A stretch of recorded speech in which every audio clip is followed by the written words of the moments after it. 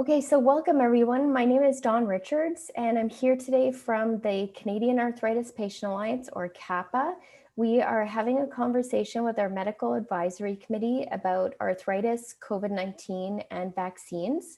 So we're joined today by members of our Medical Advisory Committee, Dr. Cheryl Barnaby, who's out west, and Doctors Janet Pope and Carter Thorne, who are in Ontario with myself. So we've put together some questions that have come from our community.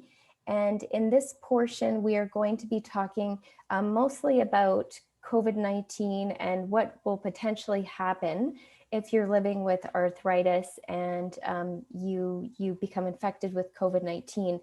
I know we've done a bit of prep and it seems like there might be a lot of unanswered questions here, but I think it's just important for people to understand what we do know potentially and even what we don't know, given that this disease is so new. So first of all, I'm going to go to you, Dr. Pope. Do people who live with arthritis and who are on immunosuppressants have chances of having worse COVID-19 or worse outcomes of COVID-19? Do we know that at this point, given the data that are out there? So first of all, I think we will have data that keep evolving because we're collecting more cases. The Global Rheumatology Alliance, as a for instance, of which Canada is part of. So the easy answer is yes and no. So that's a bad answer for people. So the yes is it's often older age and comorbidities that drive bad outcome. And it doesn't seem that our drugs in general, with a caveat of prednisone I'll talk about. It doesn't seem like the drugs increase the risk, and it doesn't seem like our diseases increase the risk, but it's the comorbidities. So age is by far and large the highest comorbidity. And even if you had, say, an 85-year-old man or an 85-year-old woman, the man is apt to do worse, which is interesting. Then it's the other things are hardening of the arteries or coronary artery disease and high blood pressure, bad lungs, so chronic obstructive lung disease.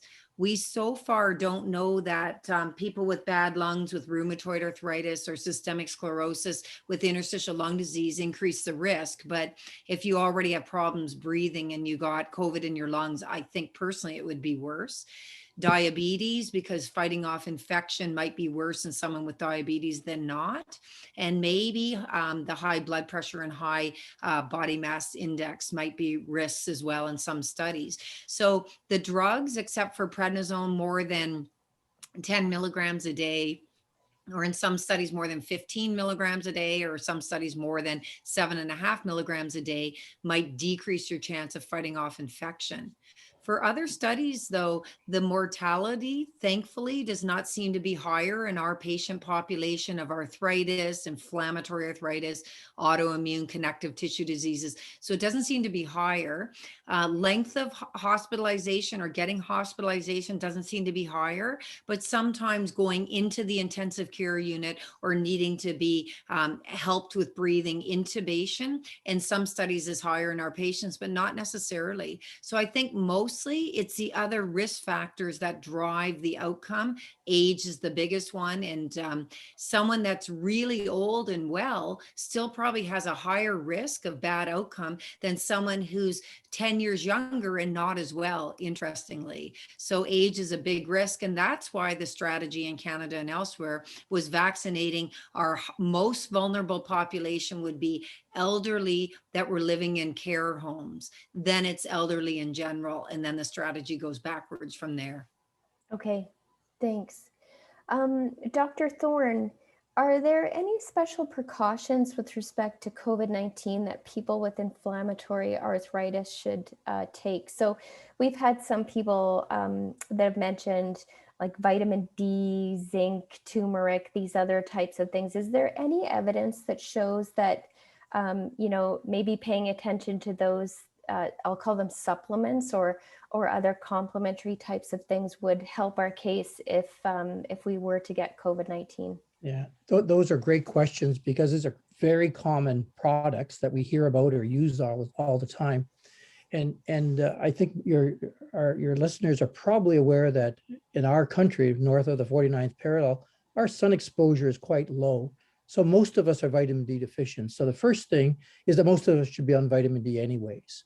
So vitamin D deficiency is more important probably than taking vitamin D, i.e. that is to say, if your vitamin D levels are fine, you're probably okay, but most of them aren't. So we should all be taking vitamin D. And there may be some additional advantages to that. It's hard to tease out though from the studies. Zinc is another good example. You'll hear a lot about that a few years ago in terms of the flu and such things as that.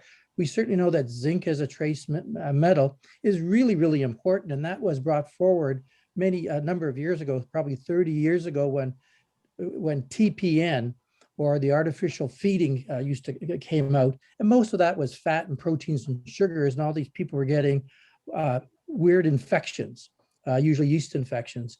And at the end of the day, and this came out of Toronto General Hospital, Dr. Gigi Boy, it was the absence of trace minerals in the normal nutrition, which made a difference. And as soon as they re-added zinc, people did better.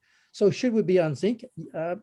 If you're having a balanced diet, you shouldn't require supplements. If, however, your diet is compromised for whatever reason, you're malabsorbing, you have some other illness, or you just can't get a good balanced diet, then taking a zinc supplement is not going to make a difference. When I was looking after wounds, adding zinc to people, and these were usually people that Dr. Pope has mentioned were compromised, usually diabetics and had kidney disease, so they were losing zinc. Adding zinc really made a difference to wound healing, just sort of turned things around. So should you be taking, mega doses of vitamin C or mega doses of vitamin D or mega doses of zinc? No. Should you be ensuring that you get an adequate supply? For sure. Okay. Another question for you, Dr. Thorne, is, we've heard things about a massive third wave of COVID before, a lot of people get vaccinated, and some people in our community are fairly worried about getting COVID for many reasons. And they're wondering about how much you think an existing inflammatory disease might affect triage in hospitals if and when the hospital system becomes in a state that requires this concept of triage? Yeah, that's a great question, because I think our patients are vulnerable. And when they get it, they may have a worse illness. The good news is, as Dr. Pope pointed out, we now have a year of experience, and there is something called the Global Rheumatology Initiative. And that's demonstrated that by and large, our patients are not more vulnerable per se. However, they are recognized as a compromised community. So the good news for the individual is don't be too afraid.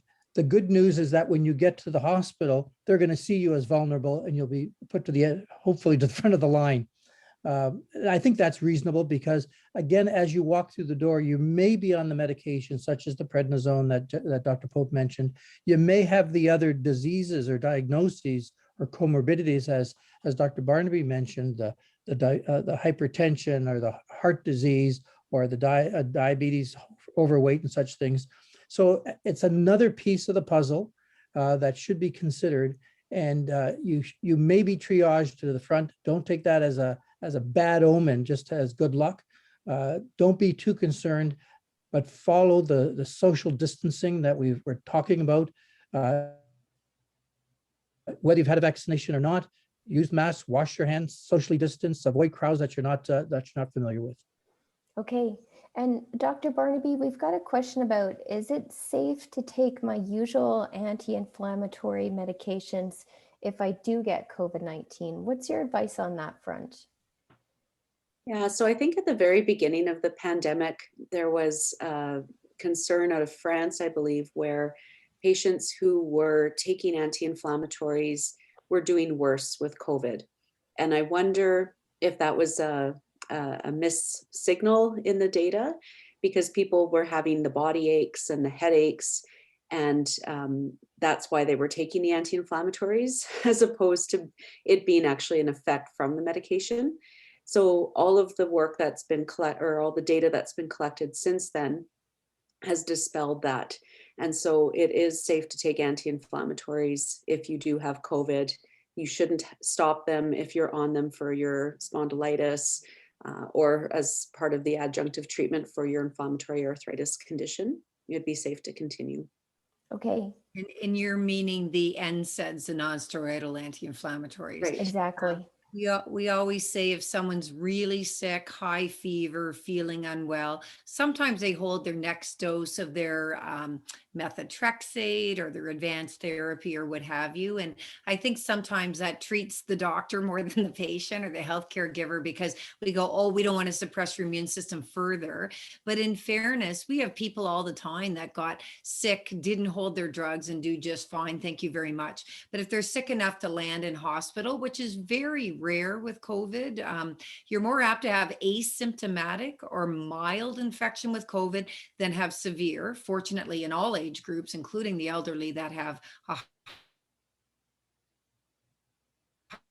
higher chance of severe, and say you have a high fever or you just feel really unwell, skipping one dose of your medication of a weekly med, as a for instance, is not going to usually harm you and might let us figure out what's going on. But if you feel really well, you don't have to hold your other medications. We want you to stay well and not flare from your diseases. Okay.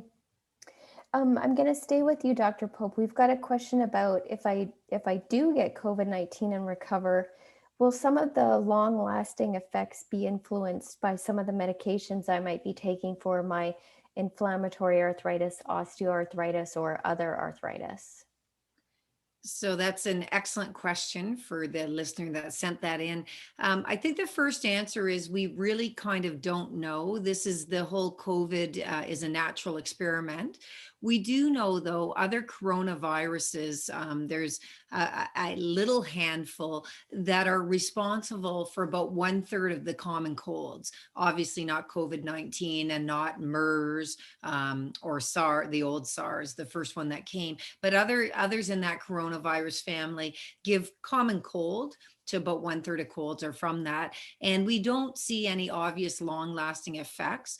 What we do see is that if someone's very severely infected with COVID, ends up being hospitalized, problems breathing, some of our rheumatic drugs actually help. So this is where very, very high dose prednisone, dexamethasone, can be helpful, but under the right circumstances in randomized trials, it's been shown to be effective to not get that severe immune inflammatory reaction in the lungs.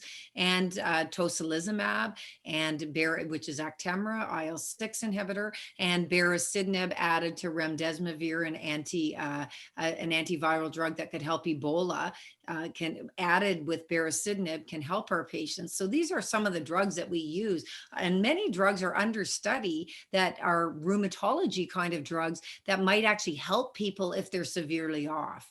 So with that said and done, I do think there will be sequelae of COVID, whether you got the infection or not.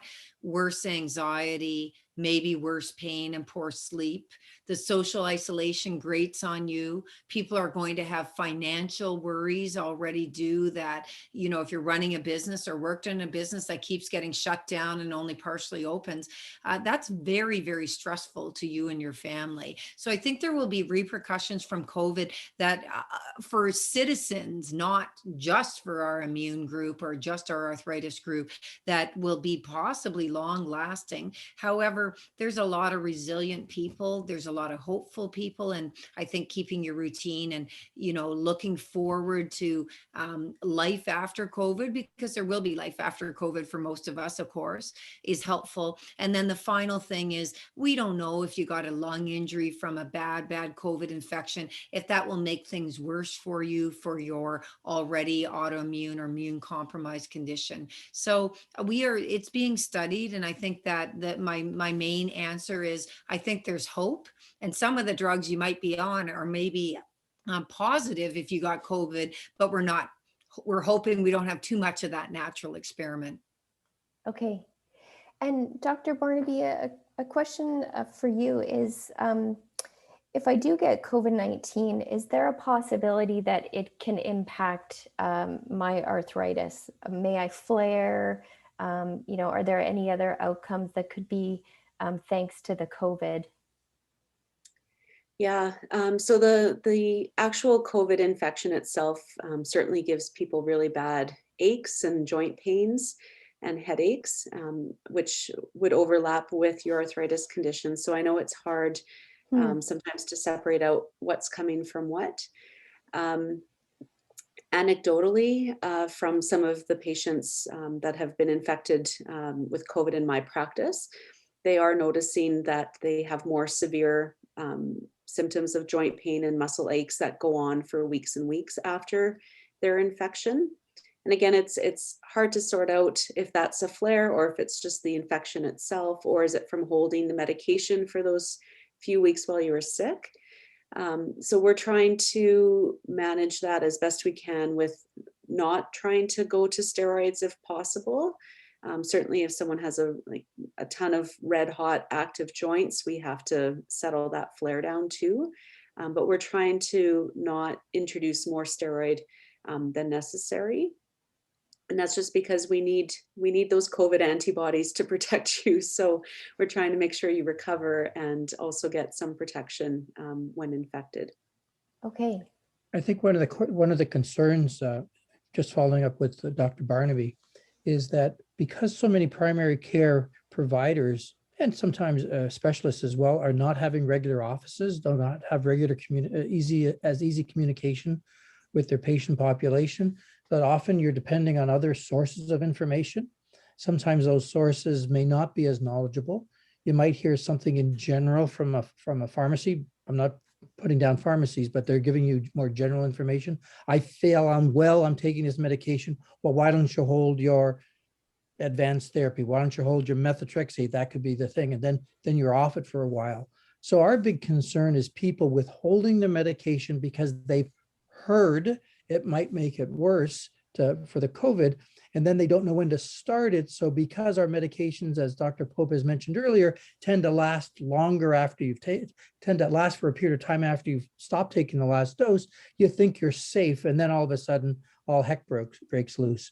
So my biggest concern in our practice is people inadvertently, stopping it with lack of clear or good communication, and then not restarting it for other concerns that may be misplaced. So I want to emphasize to the listeners, consult with your rheumatologist specifically about this, especially if the information is contrary to what you're hearing on this broadcast, or contrary to what you believe to be the case of how you're supposed to use your meds.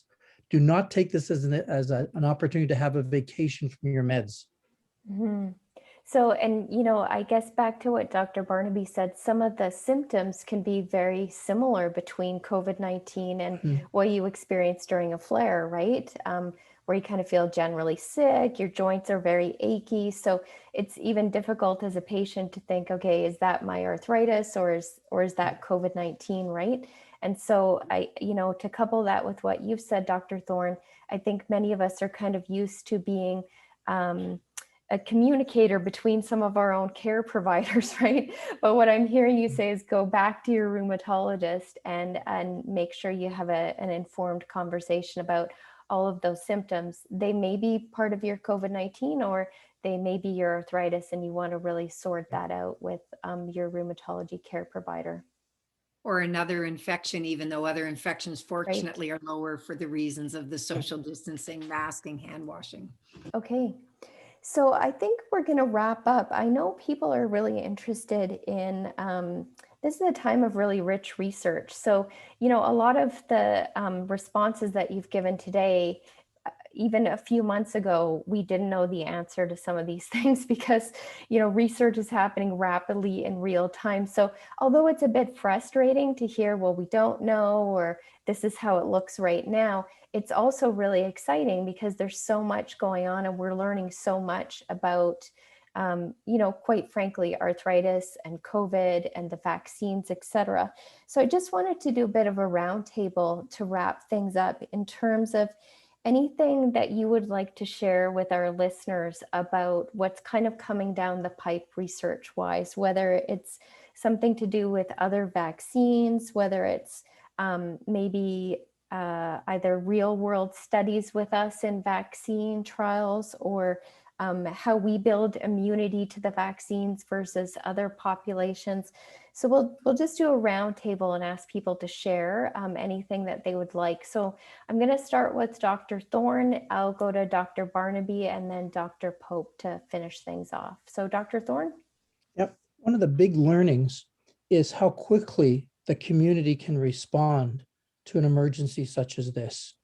And the learnings from the development of the COVID vaccine are, I think, going to be ongoing as we learn how to make better vaccines that are more responsive to the infection that's at hand. There was a concern a few years ago that infectious disease was a lonely stepchild. We've demonstrated that the community can come together. We've also been reassured with the studies done to date and the data collected that our patients are well cared for, and that the medications they're using help their illness and do not necessarily expose them to any other increased risks, aside from, as Dr. Pope mentions, the prednisone use. Fortunately, our need for prednisone is much diminished with our better used therapies and better targeted therapies. As you pointed out just a moment ago, we're learning lots from this.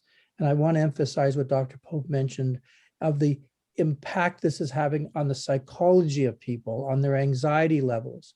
And it's not only the infection that makes you anxious per se, it's the lost sleep for lots of reasons. And we know that when people have lost sleep for any reason, that their aches and pains do worsen. That is very clearly known for many years. And so trying to tease that out, and I got to tell you, changing your biologic therapy, whatever, to manage symptoms that sound like your disease when it's actually other parts of your world collapsing is really important to tease out, because we want to give you good advice based on your needs and tailor that advice and direct it towards the best therapy, which sometimes is actually reassurance and hope and time rather than new meds. Great. Thank you, Dr. Thorne. Dr. Barnaby? Yeah, so the interest that I have, of course, in my research is to understand how access to healthcare impacts outcomes in rheumatology. And so we're working to understand what's been the impact of avoiding healthcare or not being able to access the healthcare you need on arthritis management and outcomes.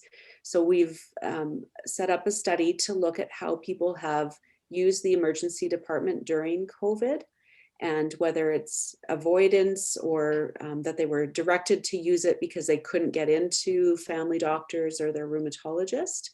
And we're recruiting people from Alberta with inflammatory arthritis, and that's all conditions: rheumatoid, spondyloarthritis, juvenile arthritis, and such, even gout, just to understand what has happened because of COVID and their access to emergency departments. And then also the impacts of delayed surgeries, the impacts of delayed family doctor sort of preventive care work in particular groups that face inequities in healthcare as a baseline. So that's the work that I'm involved in. And I'm aware as well that there's a large group of Canadian rheumatologists who are coming together to understand exactly what you said, Dr. Richards, is the response that patients with autoimmune disease will get to vaccination, or even the amount of protection they get after their COVID infection. In my particular instance, so I do have a daughter with juvenile arthritis, and our whole family got COVID in the fall. My daughter, who doesn't have rheumatic disease, has her COVID antibodies because she's been a part of, both kids have been a part of a research study out of the Alberta Children's Hospital to look at COVID antibodies in children. So my daughter, who doesn't have juvenile arthritis, who's not on biologics and methotrexate, her antibodies are there, she's good. My daughter, who has juvenile arthritis, has no antibodies already, and we're only about 4 months out from our infections. So I have a particular interest in knowing what happens. Is my kid protected to go to school? I was kind of like feeling okay that we had protection. Now I'm worried again. So I think we really need to understand this and know, and then what happens after vaccine is really critical so that people can get back to the things they love doing without that excessive worry. Great. Thanks, Dr. Barnaby. I'm looking forward to some of those answers too. Dr. Pope, last but not least. Right, right. So one thing I can say is that at least in the non-immune suppressed people, the in the vaccination to COVID is stronger than getting your natural infection. And if you get an infection afterwards, on average, it'll be quite dampened. And we don't want you to be then contagious because you have no symptoms, which is why you'll still be masking and things for a while. But that the vaccination seems to be better than the COVID infection, fortunately, which might help our listeners who have had, perhaps don't have antibodies. Should you get your antibodies checked? No. And if you had COVID, should you still get your vaccination? Yes. So for research, I just heard a nice podcast that said our peer-reviewed articles of COVID 1 year, 30,000 articles. And a normal year, maybe we'd be up to 5,000 in one disease state, like a common one like rheumatoid arthritis. So 30,000, which means we are learning stuff. It's not all related to immune suppressed people. It's COVID, SARS-CoV-2, the actual coronavirus, et cetera. But that's amazing and tremendous. So people geared up. The other thing is in research, hardly ever do we see competing big pharma giants going together to, really stamp out this disease, get our economy going again, things like that. So there's some of the vaccines that are produced, the innovation from one group and the production in many other competitive pharmaceutical companies. So they're not competing, they're coming together globally on this, which is great.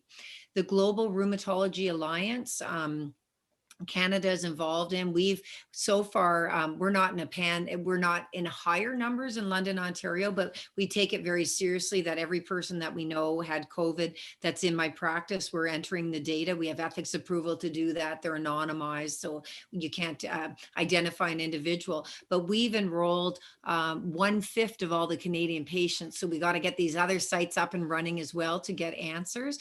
But at the end of the year, a publication on the Global Rheumatology Alliance was 660 people with inflammatory arthritis conditions or other connective tissue diseases. Now, I just looked for a talk I was giving last week. There's over 6,600 patients in that registry, and where we can tell hospitalization rate, mortality rate, what their drugs were, what their diseases are. So we're going to know so much more. And because I believe COVID infection will be with us long term, but the pandemic will go down. And at the end of any epidemic or pandemic, there will be some blips, which will scare people. But then it'll be, I think, in 1, 2, 3 years, it'll be like the influenza viruses, something that is around, but something that normal precautions and vaccinations and things will help our community be less fearful of. So I really am very positive about tomorrow, and I'm not so negative about today. We've learned a lot. And we can also say to many of our people that about 1/2 to 3/4 of people who have the COVID infection, including in our community, won't even have much to talk about on symptoms, which is great. Yep. Thanks, Dr. Pope. That was actually a really great way to wind things up, because I would just like to let our listeners know that we are in good hands. We're in exceptional hands with the group that we've got here on the call today, as well as globally. I know that the rheumatology community, I was so thankful that it came together with the Global Rheumatology Alliance. Here at CAPA, we've been doing a lot of work with the Canadian Rheumatology Association and other patient groups to make sure that people like myself are aware of what's going on. And to your point, research has not decreased, but we've seen just this kind of exponential increase based on just your citation of those peer-reviewed publications of what people are learning in this area. So there's great motivation to help people who live with rheumatic conditions and different types of arthritis through what's an exceptionally difficult time. And I agree with you.